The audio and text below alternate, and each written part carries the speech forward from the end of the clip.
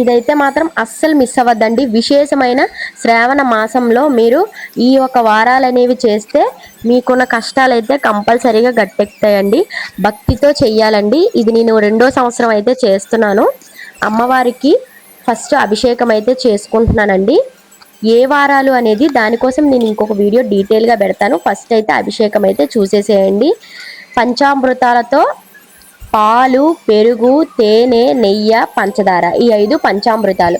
తల్లికి ఇష్టమైన పసుపు కుంకుమలో నీళ్లు కానీ రోజ్ వాటర్ కానీ కలిపి అవి కూడా వెయ్యాలి.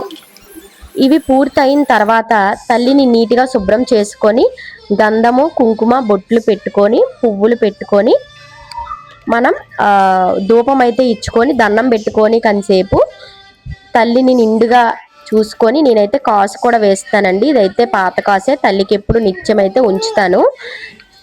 ఇలా అయితే నేను పూజ అయితే చేసుకున్నాను. కొంతసేపు ఉంచిన తర్వాత తల్లిని కదిపి యథావిధి పూజా గదిలో యథావిధిగా పెట్టుకుంటే మనకి అభిషేకం పూర్తయిన తర్వాత అలా పెట్టుకుంటే చాలా మంచిది.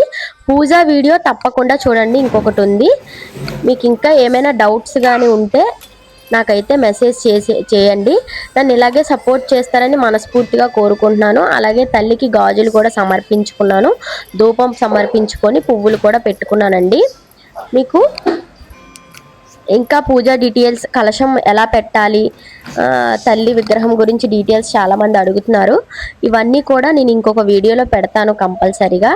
అలాగే ఈరోజైతే శ్రావణ శుక్రవారంలో మొదటి శుక్రవారం అండి. 2వ శుక్రవారం వరలక్ష్మీదేవి వ్రతం అయితే వస్తుంది కదా. 4 శ్రావణ శుక్రవారాలు అయితే ఉన్నాయి. అలాగే శనివారం, రేపైతే శనివారం పూజ అండి. తప్పకుండా చూడండి. నా ఛానల్ సబ్స్క్రైబ్ చేసుకోండి, లైక్ చేయండి. Thank you.